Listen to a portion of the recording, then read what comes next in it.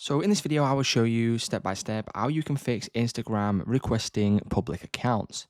So if you're having the problem where Instagram is requesting public accounts, what we need to do first of all is head over to our Instagram. You then need to head over to your profile. And then once you head over to your settings here, what we can now do is scroll down until you see the option for Meta Verified. Click on this here. And then this will then take a couple of seconds to load up, and then you want to go down to the bottom here and then click on Get Support.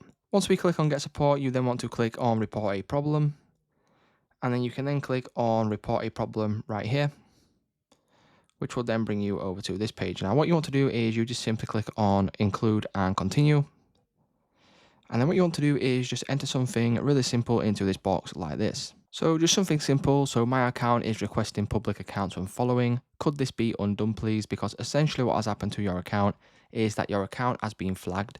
And when your account has been flagged as spam or a sort of scam account, what will happen when you try and follow public accounts is it will actually send them a request. So this is how you can go ahead and fix this, guys. Once you send this over to Instagram, they should then fix the problem that you are having. So it's just that simple. If this video did help you out, please leave a like on today's video, and I will see you in the next one.